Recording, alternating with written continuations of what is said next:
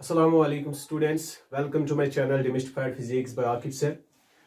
Today we are going to talk about Aristotle's fallacy. आपको पता है हम force and laws of motion discuss कर रहे हैं. This is our second lecture on this laws of motion. तो पहला जो लेक्चर था उसमें हमने फोर्स डिस्कस किया. तो आज जो हम डिस्कस करने वाले हैं वो है एरिस्टोटल्स फैलेसी. तो जो न्यूटन्स लॉज ऑफ मोशन है, जो न्यूटोनियन मैकेनिक्स है, जो हम आगे डिस्कस करने वाले हैं, उस न्यूटोनियन मैकेनिक्स से पहले, न्यूटन्स लॉ से पहले कुछ साइंटिस्ट थे जिन्होंने रिगार्डिंग दिस मोशन कुछ लॉज दिए थे. तो उसमें जो पहला साइंटिस्ट था उसका नाम था Aristotle. This Aristotle was a Greek thinker. तो इसने एक लॉ दिया था मोशन पे. तो according to this Aristotle's law of motion, इसने अपने लॉ में क्या कहा था, किस तरह इसने वहां पे मोशन को एक्सप्लेन किया था, मोशन ऑफ ऑब्जेक्ट्स को. और इसको हम एरिस्टोटल्स फैलेसी क्यों बोलते हैं वो मैं आपको बता दूं. Because there was a flaw in his argument. जो उसने आर्ग्यूमेंट किया था उसमें कुछ एक्चुअली प्रॉब्लम थी. ठीक, वो उस आर्ग्यूमेंट में क्या फ्लॉ था वो हम यहाँ पे बताएंगे आपको. लेकिन पहले मैं आपको ये बता दूं, जो एरिस्टोटल्स लॉ ऑफ मोशन है, वो एरिस्टोटल्स लॉ ऑफ मोशन क्या था. अकॉर्डिंग टू दिस एरिस्टोटल, इसने कहा कि अगर कोई भी बॉडी है, ये जो बॉडी है इसको मोशन में रखने के लिए इस पे हमें कंटिन्यूअसली फोर्स अप्लाई करना पड़ेगा. यानी अगर किसी भी बॉडी को हमें मोशन, यूनिफॉर्म मोशन में रखना है, उस बॉडी पे हमें कंटिन्यूअसली एक फोर्स, एक्सटर्नल फोर्स एक्सर्ट करना होगा. यानी अगर किसी बॉडी पे हम एक्सटर्नल फोर्स एक्सर्ट करना बंद करेंगे, when we stop applying force on any body, the body will comes into rest. ठीक है, ये जो बॉडी है वो रेस्ट में आएगी. मैं आपको यहाँ पे एक एग्जांपल से समझा दूं कि एरिस्टोटल्स जो लॉज ऑफ मोशन था वो क्या था. According to Aristotle's law of motion, अगर हमारे पास कोई वुडन ब्लॉक है, ठीक, या मेरे पास कोई काट है, ठीक, कोई काट या वुडन ब्लॉक है, इस काट पे अगर हम फोर्स अप्लाई करेंगे, अगर इस कॉर्ड पे हम फोर्स अप्लाई करेंगे, या इस वुडन ब्लॉक जो हमारे पास ये वुडन ब्लॉक है, अगर हम इस वुडन ब्लॉक पे कोई फोर्स अप्लाई करेंगे, अगर इस force when we apply some force on this wooden block और दिस कॉर्ड, ये जो वुडन ब्लॉक है ये मूव हो जाएगा. ठीक है, this wooden block now starts moving in this direction. और अगर हम इस कॉर्ड पे अब यहाँ पे फोर्स अप्लाई करेंगे तो ये जो कॉर्ड है ये भी स्टार्ट करेगा, मूव करना स्टार्ट हो जाएगा. ठीक, ये भी मोशन में आएगा, और ये जो वुडन ब्लॉक है ये भी मोशन में आएगा. जब हम इस वुडन ब्लॉक पे फोर्स अप्लाई करना बंद करेंगे या इस काट पे फोर्स अप्लाई करना बंद करेंगे, ये जो वुडन ब्लॉक या काट है ये दोनों जो है रेस्ट में आएंगे. तो अकॉर्डिंग टू एरिस्टोटल ने ये कहा अपने लॉ में कि किसी भी बॉडी को मोशन में रखने के लिए, यूनिफॉर्म मोशन में रखने के लिए हमें उस पर कंटिन्यूअसली फोर्स अप्लाई करना होगा. यानी अगर हम किसी बॉडी पे फोर्स अप्लाई करना बंद करेंगे तो वो बॉडी जो है वो नेचुरली रेस्ट में आएगी. लेकिन यहां पे जो एक्चुअल प्रॉब्लम है, ये बॉडी क्यों एक्चुअली इन एक्चुअल प्रैक्टिस में अगर हम देखेंगे ये बॉडी क्यों रेस्ट में आ रही है, तो बताने से पहले मैं आपको यहां पे जो स्टेटमेंट है, एरिस्टोटल स्टेटमेंट, वो ये था, यानी an external force is required to keep the object, या बॉडी भी हम लिख सकते हैं, to keep the object in uniform motion. यानी इसने ये कहा कि हमें एक एक्सटर्नल फोर्स की जरूरत पड़ती है किसी ऑब्जेक्ट को यूनिफॉर्म मोशन में रखने के लिए. तो यहां पे मैं आपको एक्चुअल जो इसमें प्रॉब्लम है, जो फुला है, जिसकी वजह से इसको हम फैलेसी बोलते हैं, वो ये था. इसके आर्ग्यूमेंट में ये प्रॉब्लम थी. इसने कहा कि नेचुरली जो बॉडी, जब हम इस पे फोर्स अप्लाई करना बंद करेंगे, नेचुरली बॉडी रेस्ट में आएगी. लेकिन एक्चुअल प्रैक्टिस में क्या होता है, बॉडी खुद ब खुद रेस्ट में नहीं आएगी. There must be a reason, there must be a cause. किसके पीछे ये कॉज, ये रीजन होगा? इस बॉडी के रेस्ट आने का मकसद जो है, इसके पीछे जो फोर्स है, वो फोर्स होता क्या है. विदाउट फोर्स ये बॉडी जो है रेस्ट में नहीं आएगी. तो इसका मतलब है जो एक्चुअल प्रैक्टिस में इस बॉडी के साथ होता है। जब हम कॉर्ड पे फोर्स अप्लाई करेंगे, जब हम इस पे फोर्स अप्लाई करना बंद करेंगे कुछ टाइम के बाद, when it cover some distance, ये खुद ब खुद रेस्ट में आएगी। ठीक, या हम अगर किसी फुटबॉल को किसी सरफेस पे रख के इस पे फोर्स अप्लाई करेंगे, ठीक, अगर ग्राउंड बहुत बड़ा है, कुछ टाइम के बाद ये जो फुटबॉल है ये खुद ब खुद रेस्ट में आती है। फुटबॉल खुद रेस्ट में आती है, लेकिन किस तरह, इसके पीछे कुछ ना कुछ तो फोर्स होगा, क्योंकि कोई भी बॉडी खुद जाके रेस्ट अपनी स्टेट जो है चेंज नहीं करेगी। तो इसका मतलब है जो एक्चुअल प्रैक्टिस में यहां पे जो हो रहा है वो ये है कि जब भी कोई बॉडी चलती है किसी सरफेस पे, उस पे कुछ फोर्सेस, अपोजिंग फोर्सेस अप्लाई होते हैं, और उन अपोजिंग फोर्सेस में एक है फ्रिक्शनल फोर्स, ठीक है, या हम कहेंगे विस्कॉस फोर्सेस। ये जो फ्रिक्शनल फोर्सेस और विस्कॉस फोर्सेस है, इन्हीं फ्रिक्शनल और विस्कॉस फोर्सेस की वजह से ये जो बॉडी किसी सरफेस पे चल रही है ये रेस्ट में आती है। अगर हम फुटबॉल को किक कर रहे हैं किसी सरफेस पे, लेकिन कुछ टाइम के बाद अगर हम इस फुटबॉल को खुद नहीं रोकेंगे, लेकिन कुछ टाइम के बाद अगर बड़ा ग्राउंड है, इस ग्राउंड में कुछ टाइम के बाद ये जो फुटबॉल है खुद रेस्ट में आती है। तो ये किस तरह रेस्ट में आती है, क्योंकि ये जो ग्राउंड होता है, अगर फुटबॉल इस डायरेक्शन में चल रही है तो ये जो ग्राउंड है इस मोशन के अपोजिट एक फोर्स लगाती है, उस फोर्स को हम फ्रिक्शनल फोर्स बोलते हैं। ठीक है, this frictional force due to this ground stops this football, या हम कहेंगे जो यहाँ पे एयर है उस एयर की वजह से भी एक फ्रिक्शनल फोर्स होगा, और उस फ्रिक्शनल फोर्स से जो बॉडी है यहाँ पे, ये बॉडी कुछ टाइम के बाद, कुछ टाइम इंटरवल के बाद रेस्ट में आती है।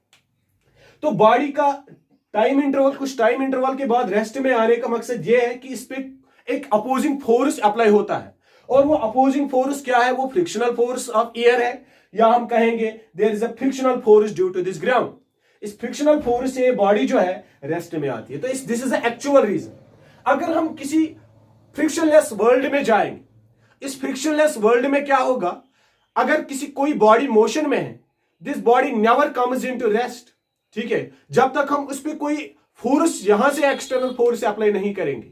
तो इसका मतलब है बॉडी का रेस्ट में आना एक अपोजिंग फोर्स है, एक अपोजिंग फोर्स की वजह से यहां पे बॉडी रेस्ट में आ रही है, ये खुद ब खुद। तो इसका मतलब ये हुआ, अब इस बॉडी को कंटिन्यूअसली मोशन में रखने के लिए हमें इस फ्रिक्शनल फोर्स को ओवरकम करना होता है, इसीलिए हमें इस पे कंटिन्यूअसली फोर्स अप्लाई करना होगा।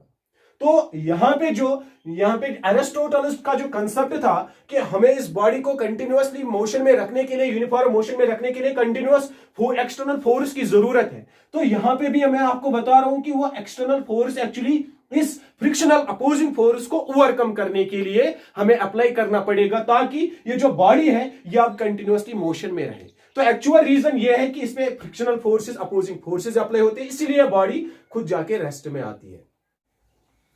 अब यहां पे जो ये एरिस्टोटल्स फैलेसी है, तो ये यही है, इसमें इसके आर्ग्यूमेंट में यही प्रॉब्लम थी कि ये इसने कहा था कि ये जो बॉडी है ये खुद जाके रेस्ट में आती है नेचुरली। ठीक है, लेकिन एक्चुअली इस यहाँ पे जो रीजन है वो मैं आपको बता चुका हूं। लेकिन अब इस एरिस्टोटल्स फैलेसी के बाद Newton's laws of motion understand करने के लिए और एक साइंटिस्ट जो था उसका जो कंसेप्ट है regarding this motion of objects वो पढ़ना जरूरी है। And that was a very important law that's called the Galileo's law of inertia। जी हाँ, ये जो लॉ जो है, इसके बाद जो कंसेप्ट दिया था मोशन पे वो गिलेलियो था। गिलेलियो ने एक लॉ दिया था, उसने कुछ एक्सपेरिमेंट्स की, और on the basis of those experiments उसने एक लॉ दिया, उस लॉ का नाम उसने रखा लॉ ऑफ इनर्शिया। अब ये लॉ ऑफ इनर्शिया क्या है, तो वो मैं आपको यहाँ पे अब आपको बता। अब हम Galileo's law of inertia discuss करने जा रहे हैं। जो गिलेलियोस लॉ ऑफ इनर्शिया है, this is a very important law to understand the Newton's laws of motion. ठीक है, जो न्यूटन्स लॉज ऑफ मोशन है वो समझने के लिए हमें पहले गिलेलियोस लॉ ऑफ इनर्शिया समझना जरूरी है। ये जो गिलेलियोस लॉ ऑफ इनर्शिया है, ये गिलेलियो ने कुछ एक्सपेरिमेंट बेसिस पे दिया है। पहले उसने कुछ एक्सपेरिमेंट्स किए, और उस एक्सपेरिमेंट के कंक्लूजन पे फिर उसने एक लॉ प्रपोज किया जिसको उसने नाम रखा लॉ ऑफ इनर्शिया। ठीक है, तो ये जो गिलेलियो था इसने एक स्मूथ इंक्लाइनेड प्लेन पे कुछ एक्सपेरिमेंट्स किए। अकॉर्डिंग टू गिलेलियो उसने कहा कि अगर हमारे पास कोई इंक्लाइनेड प्लेन है, स्मूथ इंक्लाइनेड प्लेन है, अगर कोई बॉडी इस इंक्लाइनेड प्लेन पे अब मूव हो रही है डाउनवर्ड्स, ठीक है, अगर कोई बॉडी इस इंक्लाइनेड प्लेन से नीचे जा रही है तो जो बॉडी है यहां पे जो स्मूथ इंक्लाइनेड प्लेन से नीचे जा रही है बॉडी जो है ये एक्सेलरेट हो जाएगी। तो इसका मतलब यह हुआ कि जो इस बॉडी की वेलोसिटी है वो वेलोसिटी इंक्रीज होगी जब ये बॉडी किसी स्मूथ इंक्लाइनेड प्लेन से नीचे जाएगी। ठीक है, this was the first point of Galileo. उसने जो एक्सपेरिमेंट किया था उस एक्सपेरिमेंट में पहला पॉइंट उसने यही कहा कि जब कोई बॉडी किसी स्मूथ इंक्लाइनेड प्लेन से नीचे जाएगी तो उसकी वो जो बॉडी है वो एक्सेलरेट हो जाएगी। तो दूसरा जो पॉइंट उसने कहा कि अगर अब कोई बॉडी किसी इंक्लाइनेड प्लेन पे मूव हो जाएगी लेकिन अपवर्ड्स, ठीक है, ऊपर जाएगी इस तरह, ठीक है, इस डायरेक्शन में, ये जो बॉडी की मोशन है, ये जो बॉडी की जो मोशन है वो रिटार्ड हो जाएगी। Now the body starts retarding, ठीक है, ये जो बॉडी है यहां पे बॉडी एक्सेलरेट होगी और इस केस में बॉडी जो है वो रिटार्डेशन वहां पे होगी। ठीक, यहां पे एक्सेलरेशन प्रोड्यूस होती है, यहां पे रिटार्डेशन, यहां पे जो बॉडी की वेलोसिटी है वो वेलोसिटी डिक्रीज होती जा रही है। ठीक, तो ये जो दो पॉइंट्स के साथ साथ गैलीलियो ने तीसरा जो पॉइंट कहा है अपने एक्सपेरिमेंट्स में, वो कहा कि अगर हमारे पास कोई अब हॉरिजॉन्टल सरफेस है, third point Galileo's third point is this, अगर हमारे पास कोई फ्रिक्शनलेस सरफेस है, हॉरिजॉन्टल फ्रिक्शनलेस सरफेस है, और अगर अब कोई बॉडी इस हॉरिजॉन्टल फ्रिक्शनलेस सरफेस पे किसी कांस्टेंट वेलोसिटी के साथ चल रही है, अगर इस बॉडी की कुछ कांस्टेंट वेलोसिटी है, ये जो बॉडी है इट नेवर एक्सेलरेट्स,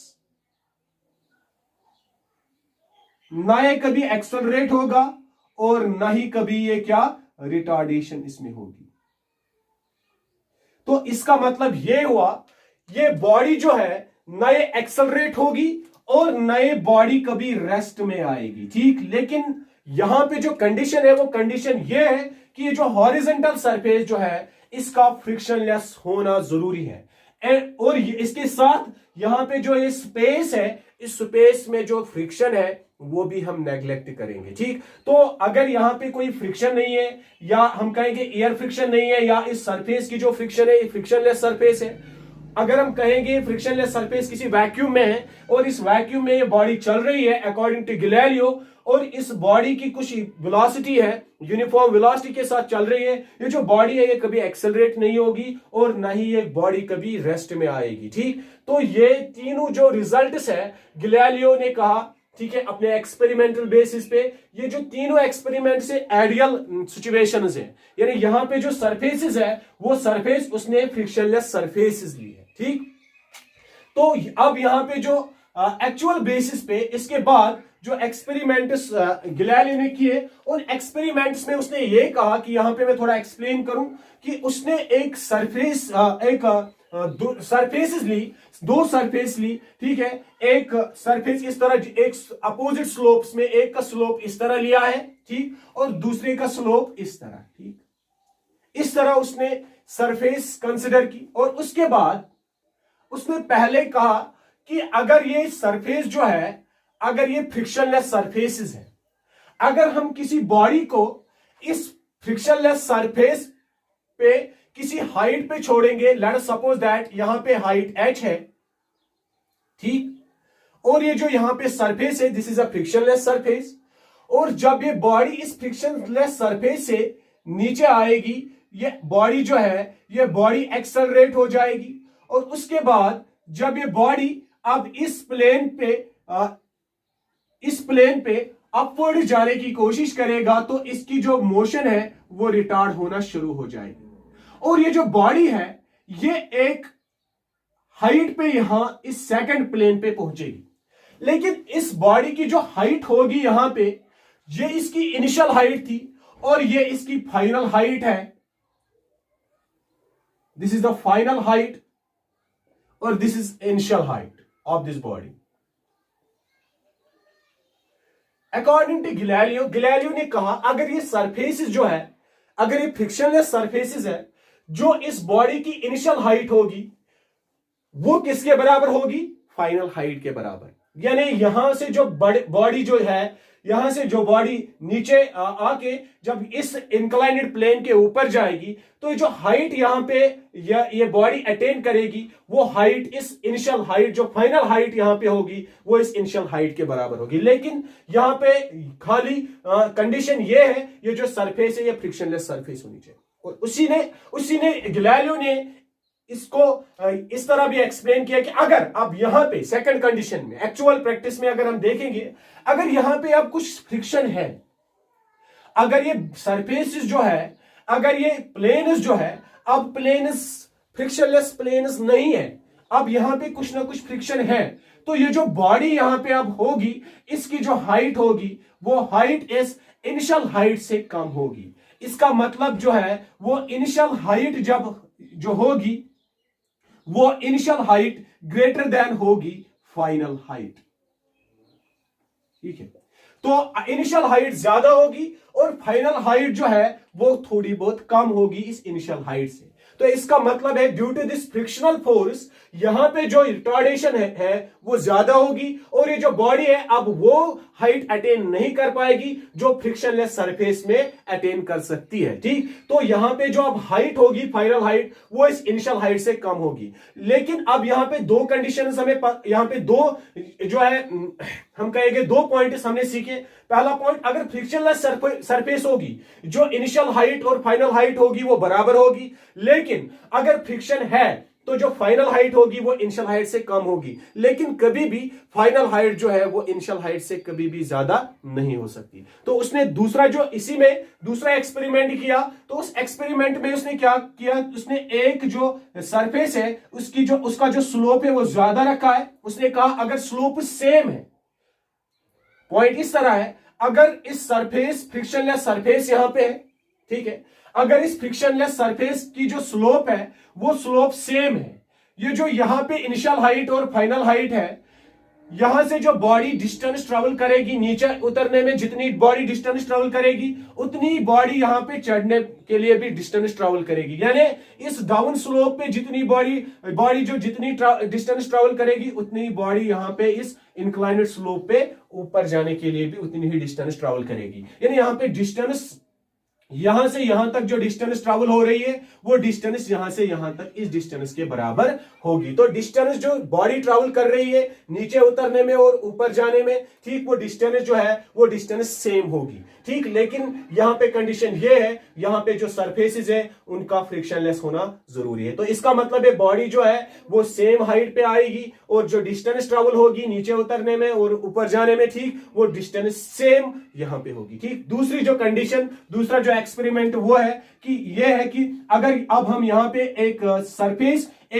सरफेस का स्लोप ज्यादा लेंगे और दूसरी जो सरफेस है उसका स्लोप कम रखेंगे। ठीक, तो उसने कहा कि जो बॉडी यहां से अब जा रही है नीचे, ठीक, जितनी वो डिस्टेंस ट्रेवल करेगी, यहां पे जो बॉडी अब यहां जाएगी, ठीक, ऊपर इस इंक्लाइनेड प्लेन पे, ठीक, तो यहां पे जो स्लोप कम है लेकिन बॉडी उसी हाइट पे जाएगी। अगर ये हाइट है, इनिशियल हाइट है, अगर सरफेस फ्रिक्शनलेस है तो बॉडी इसी हाइट पे जाएगी। ठीक, लेकिन उसके लिए इस बॉडी को अब जो डिस्टेंस है वो ज्यादा ट्रेवल करनी होगी। लेकिन नीचे उतरने में स्लोप ज्यादा है, नीचे उतरने में इसको डिस्टेंस ज्यादा ट्रेवल नहीं करनी पड़ेगी। लेकिन जब ये ऊपर जाएगी बॉडी इस प्लेन पे जिसका स्लोप कम है, तो ये इसी हाइट पे जाएगी क्योंकि फ्रिक्शनलेस सरफेस है। तब तक ये बॉडी स्टॉप नहीं होगी अकॉर्डिंग टू गैलीलियो, जब तक ये बॉडी सेम हाइट पे नहीं पहुंचेगी। लेकिन सेम हाइट पे पहुंचने के लिए अब इस बॉडी को ज्यादा डिस्टेंस ट्रेवल करनी होगी। This was the second experiment. ठीक,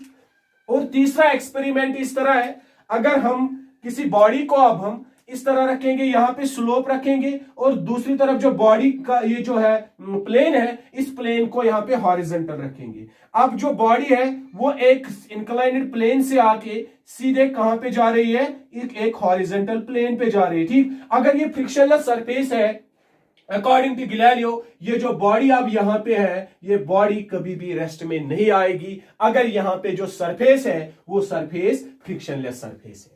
ये तीनों पॉइंट्स गैलीलियो के एक्सपेरिमेंट्स हैं। ये तीनों एक्सपेरिमेंट में उसने क्या कहा कि अगर पहला एक्सपेरिमेंट ये है, अगर फ्रिक्शनलेस सरफेस है और स्लोप जो है दोनों सरफेस का सेम है, ये जो बॉडी है सेम हाइट अटेन करेगी, डिस्टेंस जो यहां से नीचे उतरने में और ऊपर जाने में डिस्टेंस ट्रैवल होगी वो दोनों केस में सेम होगा। ठीक, अगर अब एक प्लेन का स्लोप ज्यादा है और दूसरे प्लेन का स्लोप कम है तो ये जो बॉडी है तब तक नहीं रुकेगी जब तक ये बॉडी सेम हाइट अटेन नहीं करेगी। कंडीशन ये है कि यहाँ पे भी ये जो सरफेस है, ये जो प्लेन है, ये भी फ्रिक्शनलेस होनी चाहिए। ठीक, तो लेकिन यहाँ पे सेम हाइट अटेन करने के लिए इस केस में इसको ज्यादा डिस्टेंस ट्रेवल करने होगी, यहाँ पे हम कहेंगे ऊपर जाने के लिए। ठीक, तो नीचे जाने में इसकी डिस्टेंस कम होगी, लेकिन जब ये बॉडी ऊपर जाएगी तो तब जाके इसको डिस्टेंस ज्यादा ट्रेवल करनी होगी।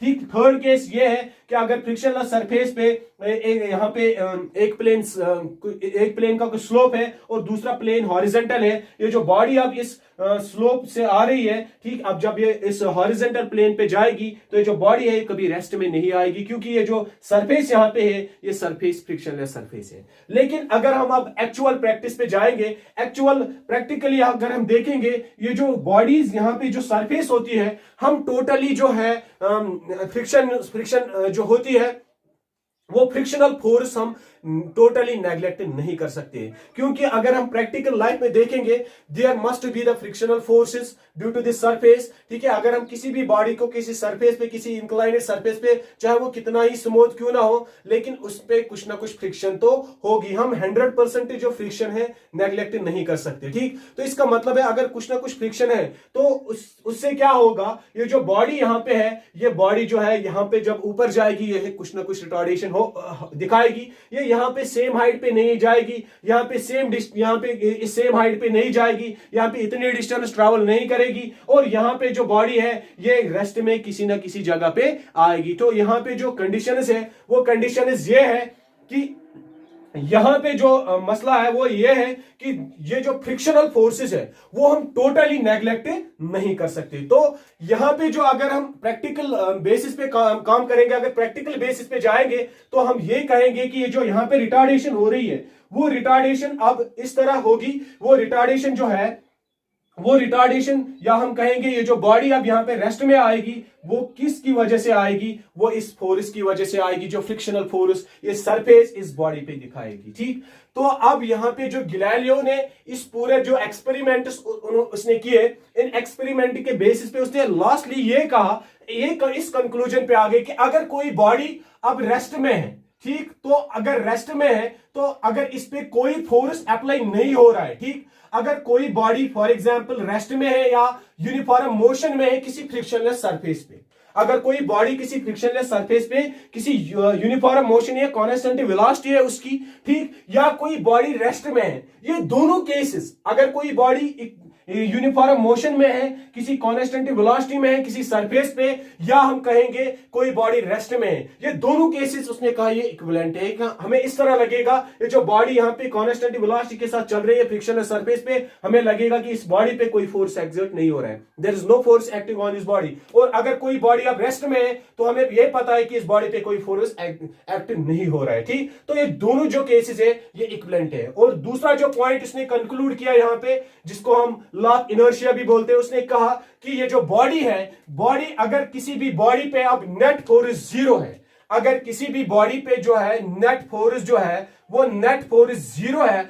वो बॉडी कभी भी अपनी जो स्टेट है, चाहे वो स्टेट ऑफ रेस्ट हो या स्टेट ऑफ यूनिफॉर्म मोशन है, ठीक, वो स्टेट ऑफ यूनिफॉर्म मोशन या स्टेट ऑफ रेस्ट वो बॉडी कभी भी चेंज नहीं करेगी तब तक जब तक कि नेट फोर्स उस बॉडी पे क्या होगा, 0 होगा। तो इसका मतलब ये हुआ कि अगर कोई बॉडी रेस्ट में है, अगर इस पे कोई भी फोर्स अप्लाई नहीं हो रहा है तो ये बॉडी हमेशा रेस्ट में ही रहेगी। ठीक, तो अगर कोई बॉडी अब यूनिफॉर्म मोशन में है, अगर इस बॉडी पे कोई भी फोर्स अप्लाई नहीं हो रहा है तो ये बॉडी हमेशा यूनिफॉर्म मोशन में ही रहेगी। ठीक, तो इसका मतलब ये हुआ कि अगर बॉडी किसी भी स्टेट में है और वो बॉडी जो है वो हमेशा उसी स्टेट में रहना चाहेगी, ठीक, तब तक जब तक उस बॉडी पे कोई फोर्स एक्सर्ट नहीं होगा। ठीक, दिस प्रॉपर्टी, कौन सी प्रॉपर्टी, ये प्रॉपर्टी जिस प्रॉपर्टी की वजह से अगर कोई बॉडी किसी स्टेट में है वो हमेशा उसी स्टेट में रहेगी जब तक उस पे नेट फोर्स 0 होगा, उस प्रॉपर्टी को हम कहते हैं प्रॉपर्टी, उस प्रॉपर्टी को हम इनर्शिया कहते हैं। और ये जो लॉ है, यहां पे अगर कोई बॉडी रेस्ट में है और अगर इस पे नेट फोर्स जीरो है, ये हमेशा रेस्ट में रहेगी। अगर कोई बॉडी यूनिफॉर्म मोशन में है और इस पे नेट फोर्स जीरो है, ठीक, तो ये बॉडी हमेशा यूनिफॉर्म मोशन में रहेगी। This law is called Galileo's law of inertia. और इस प्रॉपर्टी को, एक बॉडी को हमेशा रेस्ट में रहने की प्रॉपर्टी, या अगर इस पे फोर्स जीरो है, अगर ये बॉडी अब यूनिफॉर्म मोशन में, इस पे फोर्स जीरो है और ये बॉडी हमेशा मोशन में रहने की कोशिश करेगी, और इस प्रॉपर्टी को हम इनर्शिया कहते हैं। ठीक, this is the two concept, that is Galileo's law of inertia and जो हमने अभी आपको कहा एरिस्टोटलस फैलेसी। ठीक, ये जो दो कंसेप्ट्स है, अब यही जाके हमें आगे न्यूटन्स लॉज ऑफ मोशन में यूज करने हैं और न्यूटन्स लॉ हम इजीली अंडरस्टैंड कर सकते हैं। ठीक, तो ये दोनों कंसेप्ट जो है, अगर इसके रिगार्डिंग, इसके रिलेटेड कोई कंफ्यूजन है, कोई प्रॉब्लम है, आप मुझे कमेंट सेक्शन में कमेंट कर सकते हैं। Thank you.